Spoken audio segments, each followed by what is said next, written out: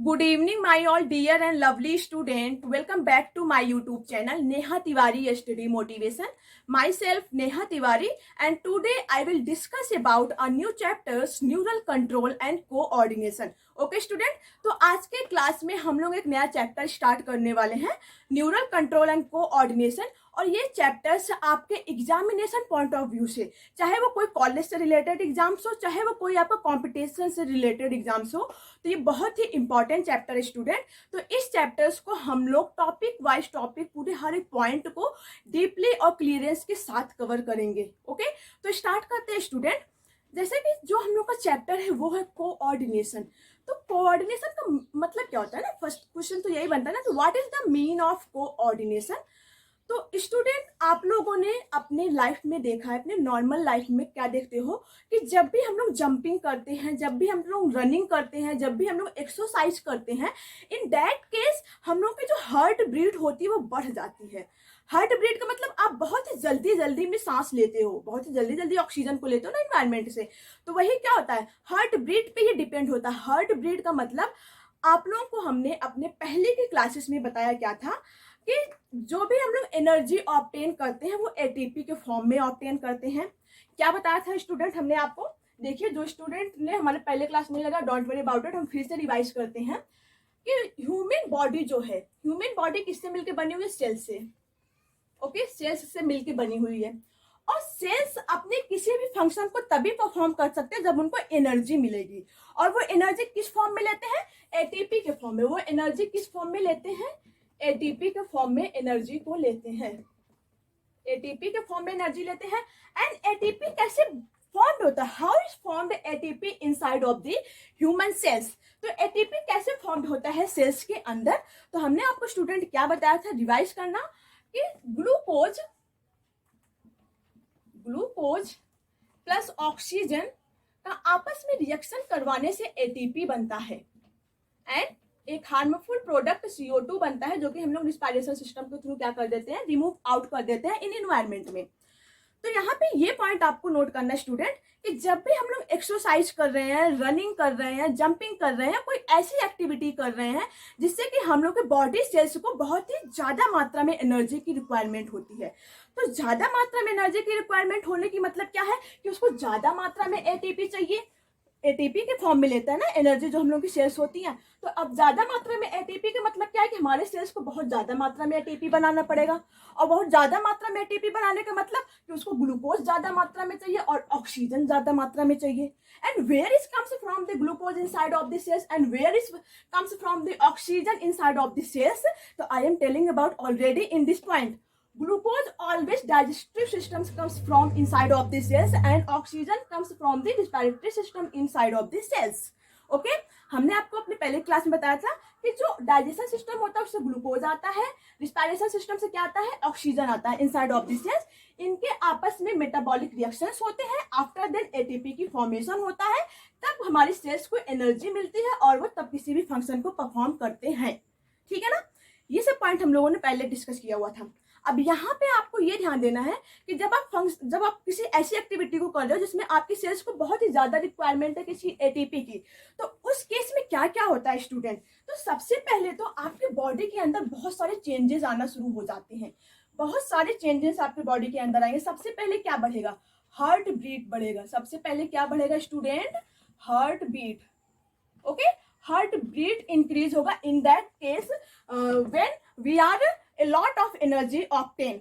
जब हमको बहुत ही ज्यादा मात्रा में एनर्जी ऑब्टेन करनी होती है तो उस केस में क्या होगा, सबसे पहले कि एनर्जी हार्ट बीट आपकी इंक्रीज होगी। अब हार्ट बीट क्या होता है, आपके बॉडी में जो सेल्स के अंदर एटीपी बन रही है, अब एटीपी को तो और सारे अदर सेल्स एंड टिश्यूज के पास ट्रांसफर करना है ना, तो ये किसके थ्रू होता है, ब्लड के थ्रू होता है। और ब्लड किस में बहता है, a muscular tube like projections, जिसे हम लोग क्या कहेंगे, blood vessels, where they always flow of blood, that is called blood vessels.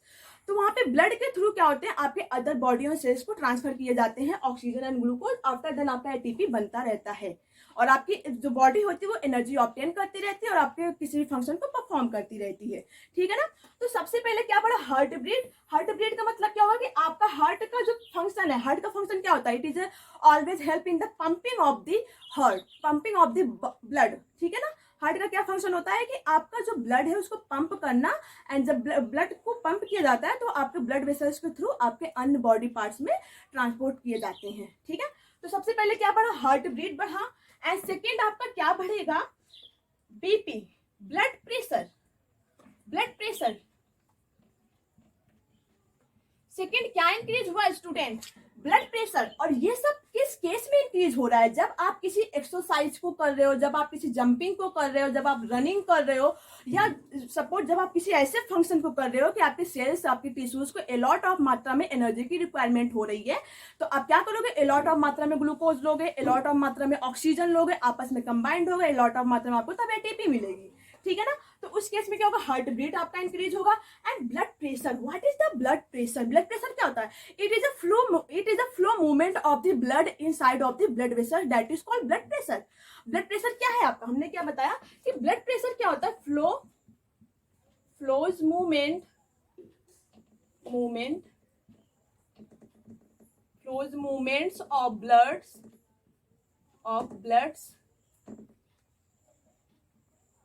inside of the blood vessels, that is called blood pressure। तो आपका दूसरा क्या बढ़ गया, ब्लड प्रेशर बढ़ गया। तो ब्लड प्रेशर क्या होता है, flow movement of blood inside of the blood vessels, that is called blood pressure. वही हमने लिखा है, flows movement of blood inside of the blood vessels, that is called blood pressure. तो आपका सेकंड क्या इंक्रीज हुआ, ब्लड प्रेशर। एंड थर्ड जो increase होता है स्टूडेंट, वो होता है ब्रीदिंग रेट। वो क्या होता है, ब्रीदिंग रेट। ओके, आपने नॉर्मली एक्सपेरिमेंट आपने किया होगा, देखा होगा, जब आप रनिंग करते हो तो बहुत ज्यादा मात्रा में सांस लेते हो, बहुत जल्दी जल्दी सांस लेते हो ना।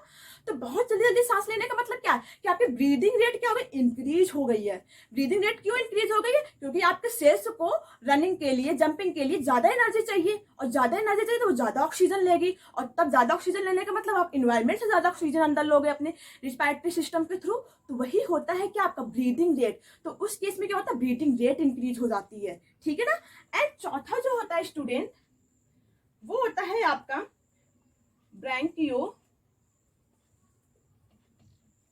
ब्रैंकियोडाइलेशन। एंड चौथा जो इंक्रीज होता है स्टूडेंट, वो होता है ब्रैंकियोडाइलेशन। ब्रैंकियोडाइलेशन का मतलब क्या होता है कि आप जिस एयर्स को अपने जिस पार्ट में, आई मीन अपने ऑर्गन्स के जिस पार्ट से अपने लंग्स तक ले जाते हो, उसे क्या बोलते हैं, ब्रोंकियाई बोलते हैं। तो जब आप रनिंग कर रहे हो, किसी ऐसे वर्क को कर रहे हो कि आपको बहुत ज्यादा ऑक्सीजन चाहिए, तो इन दैट केस क्या होता है कि आपकी ब्रोंकियाई चौड़ी हो जाती है, उसकी जो डायमीटर होता है वो इंक्रीज हो जाएगा, चौड़ी हो जाएगा ना।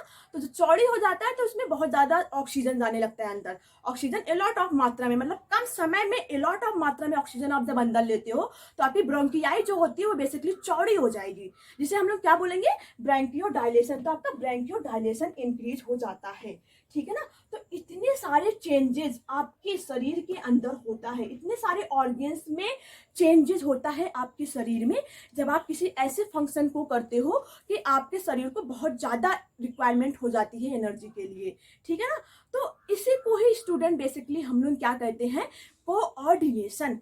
कोऑर्डिनेशन क्या होता है, it is a lot of changes in different parts of human body organs that are given a adopt situation, जो कि किसी सिचुएशन में दिए गए उसको हम लोग अडॉप्ट करते हैं, उसके अकॉर्डिंग जो हम लोग के different parts of human body organs है उसमें जो चेंजेस होता है, उसी को ही हम लोग क्या कहते हैं, कोऑर्डिनेशन। ओके, तो I hope I am very very clear of this point, what is the mean of coordination.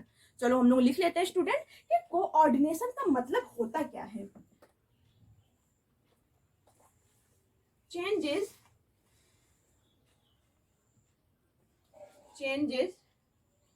in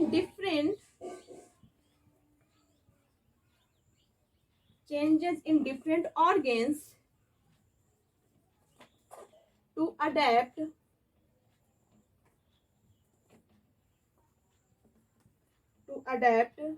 to a given situation, that is called coordination. Coordination, coordination, coordination. Okay, तो यही होता है student आपका coordination. तो coordination क्या होता है? I hope I am very very clear of this point. ठीक है ना, एक बार हम लोग फिर से रिवाइज करते हैं। ये तो हम लोगों ने देख लिया कि एक्सरसाइज के केस में, रनिंग केस में, सपोज आप कहीं रास्ते में जा रहे होते हो तो आपके पीछे कोई एक डॉग भागता हुआ आता है, तो उस केस में क्या होता है, आपको बहुत ज्यादा डर लग जाता है, और बहुत ज्यादा डर लगने की वजह से आप भी बहुत तेज भागना स्टार्ट करते हो। तो बहुत तेज जब भागना स्टार्ट करते हो, जब रनिंग स्टार्ट करते हो आप, तो आपके बॉडी सेल्स को बहुत ज्यादा एनर्जी की रिक्वायरमेंट होती है। तो उस केस में आपके बॉडी के पार्ट्स में बहुत ज्यादा डिफरेंट चेंजेस आना स्टार्ट होता है। तो कौन कौन सा चेंजेस आता है? तो आप लोग देखते होंगे कि आपका हार्ट बीट बढ़ेगा, आपका ब्लड प्रेशर बढ़ेगा, आपका ब्रीदिंग रेट बढ़ जाएगा, एंड आपका ब्रोंकियोडायलेशन इंक्रीज हो जाएगा। और ये सब क्यों इंक्रीज हो रहा है? आपके इतने बॉडी पार्ट्स में चेंजेस क्यों हो रहा है? क्योंकि ये आपको जो सिचुएशन आपने अडेप्ट किया है वो गिवन सिचुएशन है। किसी सिचुएशन के द्वारा दिए गए जो भी हम लोग सिचुएशन अडेप्ट कर रहे हैं, किसी भी कंडीशन के द्वारा जो भी हम लोग सिचुएशन को अडेप्ट कर रहे हैं, तो उस सिचुएशन को अपने बॉडी पार्ट्स में मेंटेन करने के लिए हम लोग जो भी फंक्शन परफॉर्म करते हैं, उसके लिए हम लोग के बॉडी के डिफरेंट पार्ट्स में बहुत सारे चेंजेस आते हैं। उसी को ही हम लोग कहते हैं कोऑर्डिनेशन। ओके, तो ये हम लोग का पहला पॉइंट था स्टूडेंट, कोऑर्डिनेशन क्या होता है।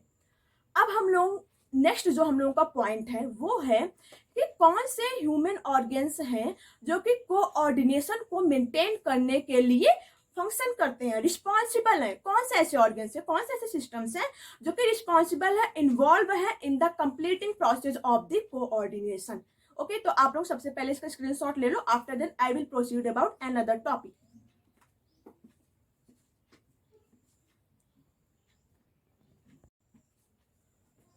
तो नेक्स्ट पॉइंट है स्टूडेंट हम लोगों का कि जो कोऑर्डिनेशन प्रोसेस है, जो कि बैलेंस है, मेंटेनिंग प्रोसेस है in human body and in environment के अकॉर्डिंग जो भी हम लोग स्टिमुलस को अडॉप्ट करते हैं। तो ये जो कोऑर्डिनेशन की प्रोसेस है, इसको मेंटेन करने के लिए इसमें कौन कौन से ऐसे ह्यूमन बॉडी ऑर्गन्स है जो कि रिस्पॉन्सिबल हैं?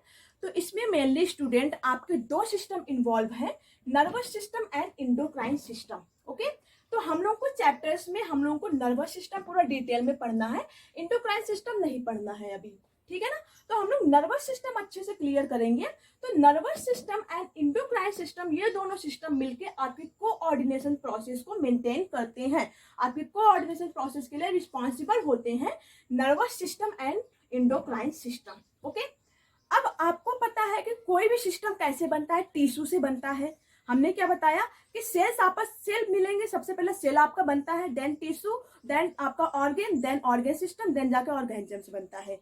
ठीक है ना, तो अब आपका जो नर्वस सिस्टम है वो किस सेल से मिलकर बनेगा? नर्वस सेल से। एंड नर्वस सेल का कॉम्बिनेशन से आपका नर्वस टिश्यू।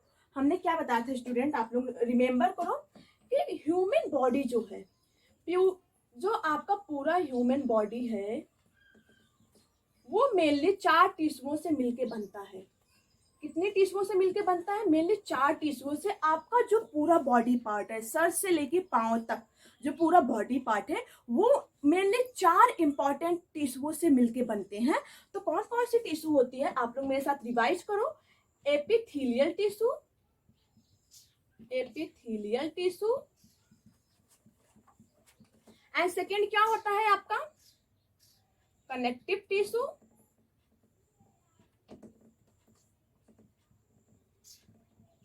एंड थर्ड क्या होता है student? Third is muscular tissue, muscular tissue, and fourth जो होता है वो होता है आपका nervous, nervous tissue, nervous tissue. ठीक है ना, तो अभी हम लोग टिश्यू नहीं पढ़ रहे हैं तो इसके बारे में हम लोग डिटेल नहीं कवर करेंगे। आप इतना जानते रहो कि आपकी जो पूरी बॉडी है मैंने 4 टिश्यू से मिलकर बनी हुई है, epithelial tissue, connective tissue, muscular tissue and nervous tissue से। ठीक है ना, अब देखिए हम लोग इसका ओवरऑल पॉइंट देखें, मतलब इसका अगर हम लोग पूरा की पॉइंट देखें स्टूडेंट के, जो ह्यूमन बॉडी का है, जो 4 टिश्यू है, तो एपिथेलियल टिश्यू अपने बॉडी में कहाँ प्रेजेंट होती है? Epithelial tissue is always present inside and outside surface area of the organs. जैसे कि आपका कोई ऑर्गन, जैसे कि हार्ट है, लंग्स है, या आपका स्टोमक है, या आपका ओसोफेगस है, ठीक है ना, ऐसे ऑर्गन्स के हमेशा या तो उनके आउटसाइड प्रेजेंट होंगे सरफेस एरिया, या तो इनसाइड प्रेजेंट होंगे सरफेस एरिया में। तो एपिथेलियल टिश्यू हमेशा सरफेस एरिया पे प्रेजेंट होते हैं। वो सरफेस एरिया चाहे इनर का हो किसी भी ऑर्गन्स का, और वो सरफेस एरिया चाहे आउटर हो किसी भी ऑर्गन्स का, ठीक। एंड कनेक्टिव टिश्यू, ये टिश्यू हमेशा वहां पे प्रेजेंट होते हैं जहां पे दो चीजों को आपस में कनेक्ट करवाना है, दो चीजों को आपस में बाइंड करवाना है, वहां पे कनेक्टिव टिश्यू होता है। जैसे आपका ब्लड कनेक्टिव टिश्यू है, ठीक है ना, आपका लिम्फ कनेक्टिव टिश्यू है, आपका कार्टिलेज कनेक्टिव टिश्यू है। तो ये सब कनेक्टिव टिश्यू जो कि क्या करते हैं, अदर सब्सटेंस को अपने साथ बाइंड करके आपके सेल्स एंड टिश्यूज को ट्रांसफर करते हैं, ठीक।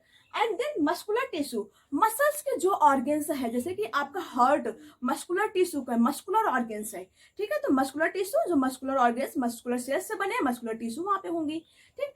एंड लास्ट में जो हम लोग का है नर्वस टिश्यू, ये इंपॉर्टेंट है कि नर्वस टिश्यू जो है, अब हम लोग इसी पॉइंट पे डिस्कस करेंगे कि नर्वस सेल्स क्या होता है, क्योंकि नर्वस सिस्टम ही आपके कोऑर्डिनेशन प्रोसेस में इन्वॉल्व है, ठीक है ना। तो स्टार्ट करते हैं स्टूडेंट। जो नर्वस सिस्टम होता है student is made up of, nervous system हम यहाँ पे लिख रहे हैं, is made up of nervous cells, is made up of nervous tissue, nervous cells, वही मतलब नर्वस सेल्स का मतलब क्या है, nerve cell. And nerve cell की जब ग्रुपिंग है a lot of nerve cell that is called nerve tissue, तो उसे हम लोग क्या कहेंगे, नर्व टिश्यू, ठीक है ना। एंड न्यूरल टिश्यू, एंड इसी को ही हम लोग कहते हैं neural tissue, neural tissue, okay. Made by, लिख लीजिए आप लोग, made by neural cell, made by neural cells, okay.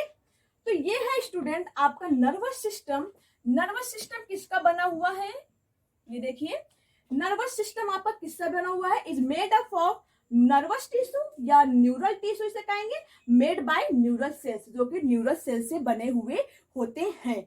अब हम लोग basic structure and composition of the neural sales को देखेंगे कि एक न्यूरल सेल से बेसिकली देखने में कैसा होता है, इसका स्ट्रक्चर क्या होता है, ठीक है ना। तो हम लोग का नेक्स्ट पॉइंट वही रहेगा स्टूडेंट। आप लोग पहले इसको नोट्स कर लो, तो हम इसको रख कर रहे हैं।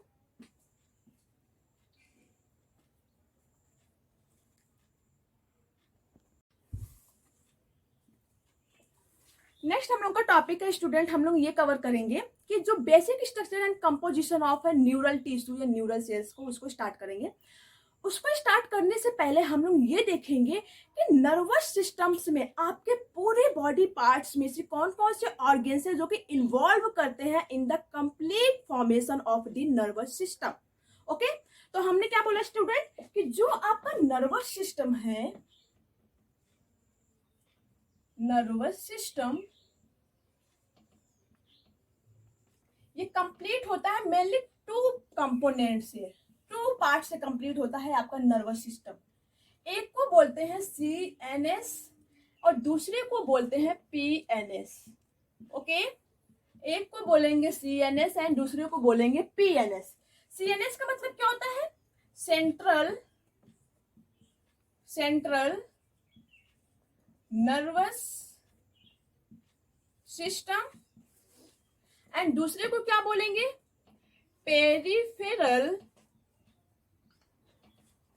Peripheral nervous system, okay okay student. तो नर्वस सिस्टम आपका मेनली दो पार्ट से कंप्लीट होता है, CNS central nervous system, PNS peripheral nervous system.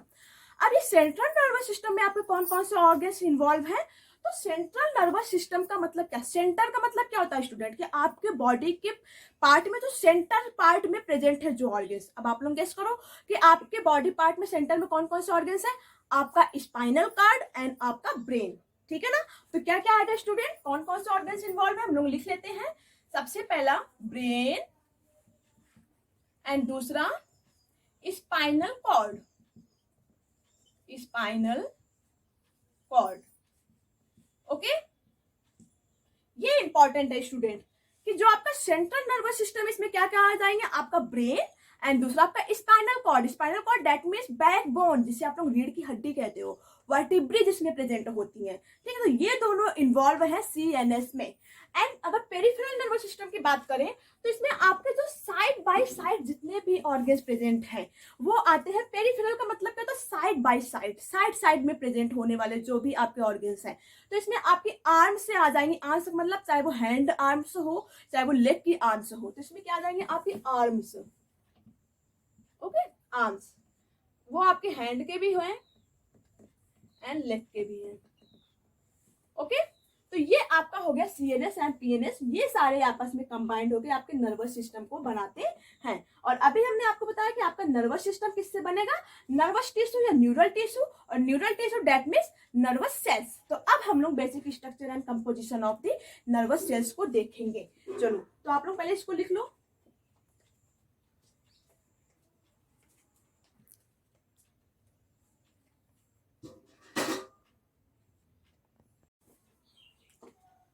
तो अगला हम लोग का टॉपिक है student the structure and composition of neural tissue, okay. तो स्टार्ट करते हैं हम लोग कि जो हम लोग का न्यूरल सेल होता है, न्यूरल टिश्यू होता है, इसका स्ट्रक्चर कैसा है, इसका कंपोजिशन कैसा है, तो हम लोग देखते हैं। तो इसमें स्टूडेंट सबसे पहले जो है इसमें बाहर आउटर की तरफ इसमें हेयर लाइक प्रोजेक्शन प्रेजेंट होते हैं, कुछ इस तरीके से हेयर लाइक प्रोजेक्शन प्रेजेंट होते हैं स्टूडेंट। पहले बना लेते हैं फिर हम लोग नेमिंग करेंगे अच्छे से। आप लोग भी हमारे साथ बनाते रहिए।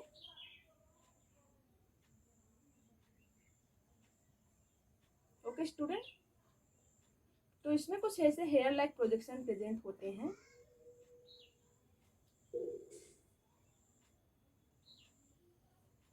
ये जो हेयर लाइक प्रोजेक्शन है इसको बोलते हैं डेंड्राइट। क्या बोलेंगे इसको स्टूडेंट, डेंड्राइट, डेंड्राइट, ठीक है ना। तो जो हेयर लाइक प्रोजेक्शन है, जो ब्रांच लाइक प्रोजेक्शन है, इसको हम लोग क्या बोलते हैं बेसिकली स्टूडेंट, डेंड्राइट बोलते हैं। अब जो कि आपका ये नॉर्मल एक टिश्यू है, सेल है, तो इसका भी अपना एक सेल बॉडी होगा, क्योंकि आपको पता है कि नॉर्मल जो सेल्स होती है इसमें सेल बॉडी होती है। तो ये क्या है, इसका नॉर्मल सेल बॉडी है। ये कौन सा पार्ट हो गया स्टूडेंट, सेल बॉडी, ठीक है ना। अब आपको ये पता है कि जो नॉर्मल सेल होती है, सेल बॉडी होती है, उनमें कुछ लिक्विड लाइक सब्सटेंस भरे होते हैं जिसे हम लोग साइटोप्लाज्म कहते हैं। तो ये जो कि न्यूरल टिश्यू है, न्यूरल सेल है, तो न्यूरल टिश्यू या न्यूरल सेल्स के जो साइटोप्लाज्म होते हैं उसको बोलते हैं साइटोन या कैरियोन। तो हम लोग नेमिंग कर लेते हैं स्टूडेंट। जो इसका साइटोप्लाज्म है, साइटोन या कैरियोन बोलेंगे, साइटोन एंड कैरियोन, ओके ना। साइटोन या कैरियोन बोला जाएगा cytoplasm of the neural tissue, that is called साइटोन and कैरियोन। अब सबसे इंपॉर्टेंट कंपोनेंट किसी भी सेल का क्या होता है, उसका न्यूक्लियस होता है। तो ये न्यूरल सेल्स का भी अपना न्यूक्लियस होगा, तो इसका भी हम लोग न्यूक्लियस बना लेंगे। ये इसका न्यूक्लियस है, that is called nucleus, okay. तो ये इसका न्यूक्लियस हो गया। एंड इसमें जो फ्लूइड लाइक सब्सटेंस भरे, इसका जो साइटोप्लाज्म है उसको बोलेंगे क्या, हम लोग साइटोन या कैरियोन बोलेंगे। सबसे आउटर जो हेयर लाइक प्रोजेक्शन है उसको डेंड्राइट बोलेंगे। ये इतना पूरा पार्ट मिलके बनाता है क्या, आपका cell body of the neural tissue, okay student. अब आपको यहाँ पे ये ध्यान देना स्टूडेंट कि जो आपका cell body of the neural tissue है, इसके साइटोप्लाज्म में कुछ ग्रेनुएल्स प्रेजेंट होते हैं। ग्रेनुएल्स क्या होता है बेसिकली, पहले हम लोग स्ट्रक्चर बना ले तो हम डिफाइन कर रहे हैं। इसमें कुछ ग्रेनुएल्स प्रेजेंट होते हैं जिसको हम लोग ग्लिसेंस ग्रेनुएल्स कहते हैं। ग्लिसेंस ग्रेनुएल्स जिसे कहा जाता है, निसल्स ग्रेनुएल्स, यहाँ पे लिख लें।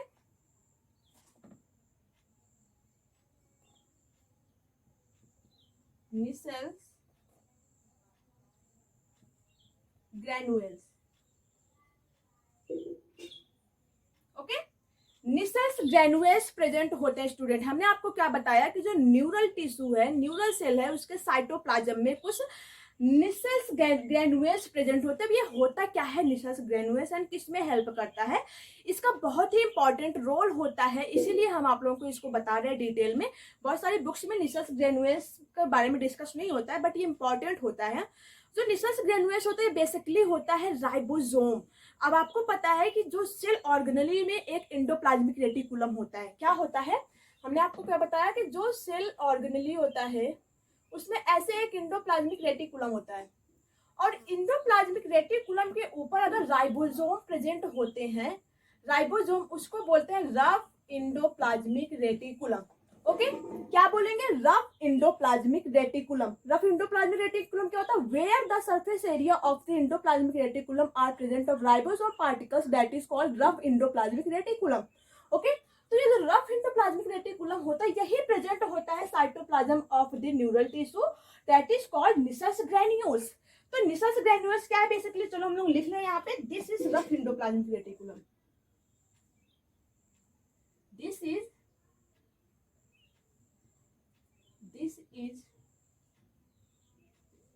Rough endoplasmic reticulum. ठीक है ना, एंडोप्लाज्मिक रेटिकुलम पाए जाएंगे और कुछ फ्री राइबोसोम पाए जाते हैं। वो एंडोप्लाज्मिक रेटिकुलम में फ्री राइबोसोम कुछ इसमें प्रेजेंट होते हैं, free ribosomes which are help in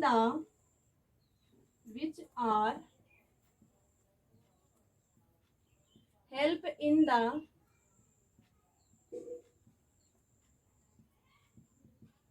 synthesis of proteins।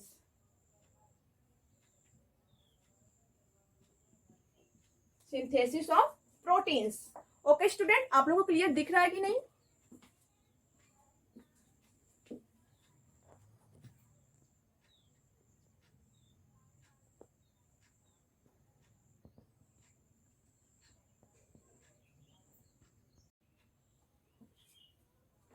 तो स्टूडेंट हम लोग क्या डिस्कस कर रहे थे कि जो निसल्स ग्रेन्यूल्स होता है which are present in cytoplasm of the neural tissue, that is called Nissl's granules. And Nissl's granules it is basically the rough endoplasmic reticulum projections which are help in the synthesis of protein particles. Okay, तो यहाँ तक हम लोगों ने बात किया कि जो निसल्स ग्रेन्यूल्स होता है स्टूडेंट, ये this is a rough endoplasmic reticulum होता है, और इसके साइटोप्लाज्म में कुछ फ्री राइबोसोम भी प्रेजेंट होते हैं जो कि किसमें हेल्प करते हैं, help in the synthesis of proteins.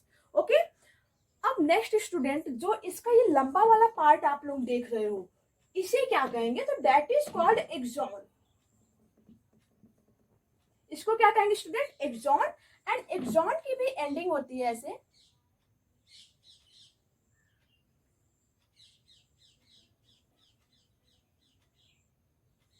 ये जो एंडिंग होता है इसको बोलते हैं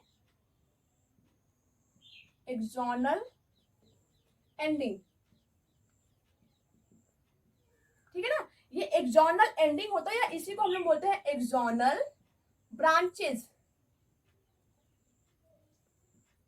एक्सोनल मतलब एक्सोन का पार्ट है, ब्रांचेस लाइक स्ट्रक्चर में डिवाइड हो गया, इसलिए इसको क्या बोलेंगे, एक्सोनल एंडिंग या एक्सोनल ब्रांचेस ये बोलते हैं स्टूडेंट। ये जो आपका एक्सोनल पार्ट का एंडिंग वाला पार्ट है जिसे हम लोग एक्सोनल ब्रांचेस भी बोलते हैं, इसमें प्रेजेंट होते हैं कुछ केमिकल्स की पाउच लाइक कुछ केमिकल्स, मतलब केमिकल्स के कुछ पाउचेज में कुछ केमिकल्स प्रेजेंट होते हैं जिसको हम लोग बोलते हैं student synaptic vessels. Synaptic vessels, इसका बहुत ही इंपॉर्टेंट रोल्स होता है in the function of neural tissue का, इसीलिए हम इसको बता रहे हैं कि जो साइनेप्टिक वेसल्स कहाँ प्रेजेंट होता है, तो it is always present the ending point of the axonal part, that is called synaptic vessels. It is basically pouches of chemicals, packaging of chemicals, that means packed होता है, जो package होता है आपका केमिकल्स का उसी को क्या बोलेंगे, साइनेप्टिक वेसल्स बोलते हैं स्टूडेंट। एंड जिसमें ये साइनेप्टिक वेसल्स, यहाँ पे देखो कुछ केमिकल्स प्रेजेंट है जो कि हम रेड में बना रहे हैं, इसे साइनेप्टिक वेसल्स बोलेंगे। एंड जिस पार्ट में साइनेप्टिक वेसल्स प्रेजेंट है उसको बोलते हैं साइनेप्टिक नोड्स। इसको क्या बोलेंगे student, synaptic nodes, synaptic nodes. Okay, synaptic nodes हो गया। एंड स्टूडेंट ये जो साइनेप्टिक नोड्स होता है इसमें प्रेजेंट होते हैं कुछ केमिकल्स के कुछ पाउचेस प्रेजेंट होते हैं जिसे हम लोग साइनेप्टिक वेसल्स कहेंगे। एंड इसी एंडिंग पार्ट है एक्सॉन का जो कि ब्रांच लैंग्वेज, इसलिए इसको एक्सॉनल ब्रांचेस भी कहते हैं। अब स्टूडेंट ये जो आपका एक्सॉन होता है ये कवर्ड होता है, outer covering of the axon, आप लोग हमारे साथ फिगर बनाते रहना। आप लोगों को क्लियर दिख रहा है कि नहीं, यस या नो में आंसर कीजिए। ओके दिख रहा है। तो ये जो आपका एक्सॉन होता है ये कवर्ड होता है जिसे हम लोग बोलते हैं माइलिन शीथ। क्या बोलेंगे स्टूडेंट इसको? Myelin sheath. ओके तो ये माइलिन शीथ हो गया। ये आपका क्या है? Structure of the neural cell, structure of the neural tissue. तो इसमें आपको इंपॉर्टेंट क्या क्या मिला स्टूडेंट की जो सेल बॉडी पार्ट होता है जिसमें डेंड्राइट इन्वॉल्व है, जिसमें इसका साइटोन एंड कैरियन इन्वॉल्व है, जिसमें इसका न्यूक्लियस इन्वॉल्व है, जिसमें निसल्स ग्रेन्यूल्स पाई जाती हैं। निसल्स ग्रेन्यूल्स का फंक्शन होता है synthesis of the proteins because here the presence of ribosomes on the surface area of endoplasmic reticulum. And then हम लोगों ने देखा स्टूडेंट कि इसका जो लंबा वाला पार्ट होता है उसे हम लोग एक्सॉन बोलते हैं। एंड एक्सॉन में जो है एक्सॉन जो है वो एक शीथ से कवर्ड होती है जिसे हम लोग माइलिन शीथ बोलेंगे। एंड एक्सॉन का जो एंडिंग पॉइंट होता है उसको एक्सॉनल एंडिंग या एक्सॉनल ब्रांचेस बोलते हैं। एक्सॉनल एंडिंग या ब्रांचेस में कुछ केमिकल्स प्रेजेंट होते हैं जिसे साइनेप्टिक वेसल्स कहते हैं। एंड साइनेप्टिक वेसल्स जिस एरिया में प्रेजेंट होता है उसे बोलते हैं साइनेप्टिक नोड्स। ओके यहाँ तक सबको क्लियर है? ओके स्टूडेंट, अब आपको यहाँ पे ध्यान ये देना है what is the function of cell body, what is the function of axonal part of the neural tissue. Very most important चीज है स्टूडेंट। तो अब आपको हमने बताया कि जो न्यूरल टिश्यू होती है, न्यूरल सेल्स का जो डेंड्राइट वाला पार्ट होता है, इट इज जो always help in the capturing of the information, मतलब इंफॉर्मेशन को गेन करना, इंफॉर्मेशन को कैप्चरिंग करना and transfer in the cytoplasm and the axonal part.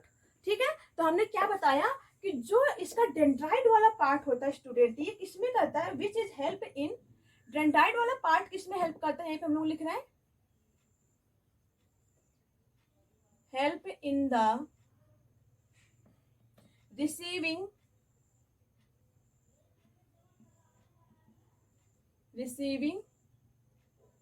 And transfer, receiving and transfer of signals and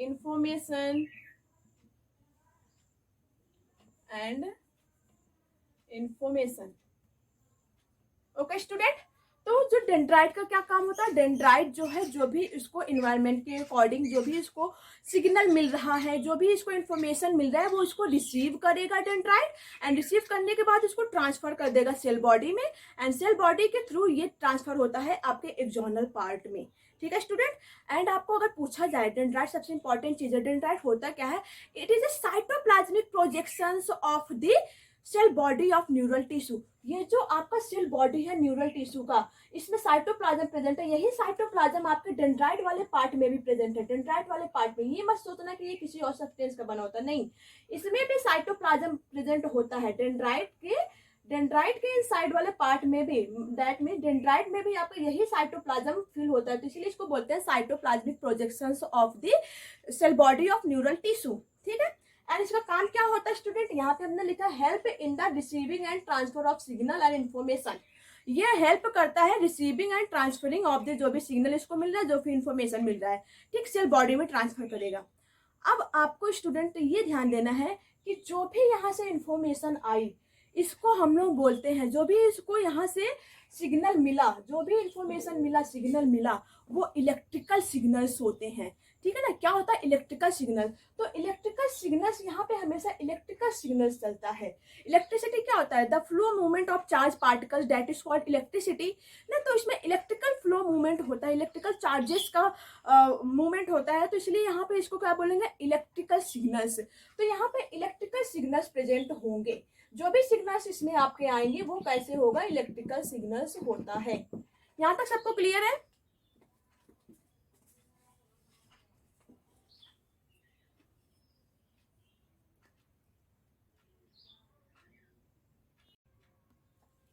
okay student, तो हमने क्या बताया कि ये इलेक्ट्रिकल सिग्नल, अब यही इलेक्ट्रिकल सिग्नल्स मान लो आपके डेंड्राइट ने किसी भी सिग्नल को एक्सेप्ट किया, फिर उसने सेल बॉडी में उसको ट्रांसफर किया। अब सेल बॉडी के थ्रू, ये साइटोप्लाज्म के थ्रू आपके myelin sheath, that means axon वाले पार्ट में भी आया। एक्सॉन में भी आपका साइटोप्लाज्म में, इसी सेल बॉडी का साइटोप्लाज्म भरा हुआ होता है, ठीक है ना। तो अब आपका सिग्नल कहाँ तक आया, एक्सॉन के पार्ट तक आया। अब ये सिग्नल जो कि आपका इलेक्ट्रिकल सिग्नल है, ये कहाँ तक पहुंचा, आपका ending part of the axonal part, that is called synaptic nodes. अब साइनाप्टिक नोड्स में आपको स्टूडेंट हमने बताया यहाँ पे कुछ केमिकल्स प्रेजेंट होते हैं। जैसे ही सिग्नल्स आपके साइनाप्टिक नोड्स में आते हैं, ये केमिकल्स को पुश करते हैं। केमिकल्स को क्या करेंगे, पुश करेंगे, केमिकल्स के ऊपर प्रेशर डालेंगे। तो ये केमिकल्स क्या होती है कि आपके ये जो मेम्ब्रेन होती है साइनाप्टिक नोड्स की मेम्ब्रेन को, साइनाप्टिक नोड्स के मेम्ब्रेन को मतलब क्रॉस करते हुए, उसको क्रॉस कर देगी। क्रॉस करते हुए यहाँ पे क्या होती है, रिलीज हो जाती है। यहाँ पे ये केमिकल सब रिलीज हो जाएंगे। ये केमिकल्स कैसे रिलीज हुई आपको, अब यहाँ पे इंपॉर्टेंट चीज है स्टूडेंट, बहुत ध्यान से देखना आप लोग। ये जो केमिकल्स रिलीज हो गई, इसी को ही बोलते हैं, एक सेकेंड, न्यूरोट्रांसमीटर। न्यूरोट्रांसमीटर यहाँ पे लिख लें, न्यूरोट्रांसमीटर।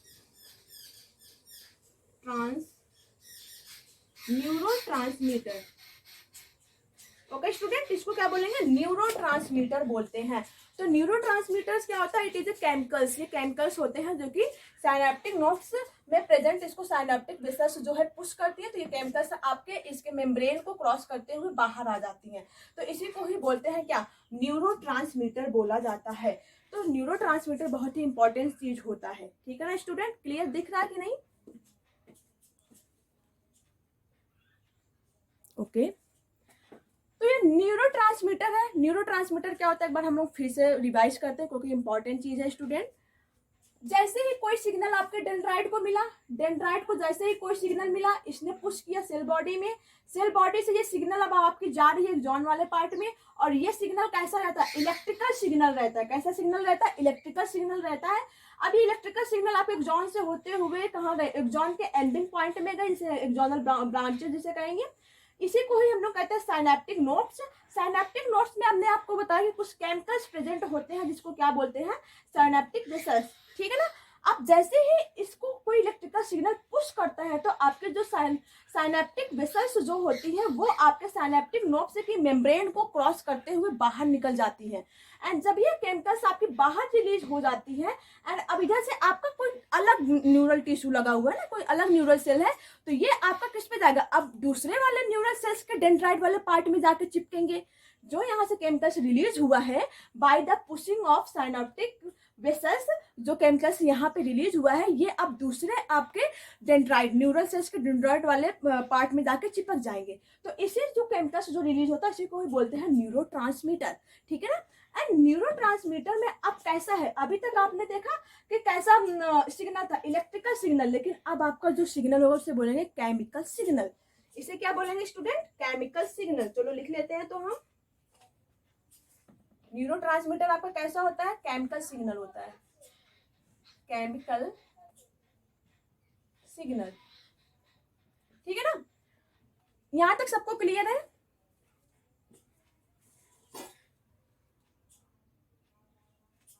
ओके अब यहां से आपको पता है स्टूडेंट, अब यहां से आपके दूसरे न्यूरल सेल का डेंड्राइट वाला पार्ट स्टार्ट होगा। यहां से मान लो इसे हम बना रहे हैं, ये दूसरा न्यूरॉन सेल का डेंड्राइट वाला पार्ट शुरू हो गया, ठीक है ना। दूसरा न्यूरॉन डेंड्राइट वाला पार्ट शुरू, मतलब दूसरा तुम्हारा न्यूरल सेल से स्टार्ट हो गया। तो अब इसको हम लोग बोलते हैं स्टूडेंट, ये जो एरिया है ना, the empty area between two neural cells, that is called synapse. उसे क्या बोलेंगे, साइनेप्स। वेरी मोस्ट इंपॉर्टेंट चीज है student, what is synapse, it is an empty area between two neural cells, that is called synapse, where the neurotransmitter chemicals are present here, where the chemical signals are present here. Okay तो ये क्या होता है, चलो हम लोग लिख लेते हैं, इसको हम रफ करना चाहेंगे। चलो ओके यहाँ पे स्पेस खाली, यहाँ पे लिख रहे हैं हम, न्यूरोट्रांसमीटर क्या होता है, पहले साइनेप्स हम लोग लिख लेंगे, the empty space between two neurons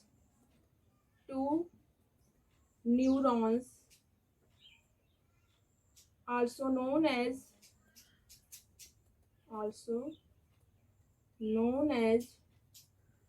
synapse. Okay, synapse. तो ये साइनेप्स होता है where are electrical signal. Synapse where are not gone electrical signals. यहाँ पे साइनेप्स क्या होता है पहले स्टूडेंट आप लोग क्लियर कर लेना. साइनेप्स क्या है? It is a empty area between to neurons, that is called synapse. आज के क्लास में स्टूडेंट इतना ही. अब नेक्स्ट हम लोग इसके आगे चैप्टर में प्रोसीड करेंगे. बहुत ही अच्छा, बहुत ही ऑसम लेक्चर होने वाला है. हर टॉपिक को हम लोग बहुत ही इजीली कवर करेंगे, तो आप हमारे साथ बने रहिए. और हमारे हर लेक्चर्स को अटेंड करने के लिए आप हमारे चैनल्स को सब्सक्राइब करो, ताकि जो भी हम चैनल्स पे अपना जो भी वीडियो अपलोड करें, आपके एजुकेशनल वीडियो या टॉपिक से रिलेटेड, वो आपको तुरंत मिल जाए. Okay, thanks a lot.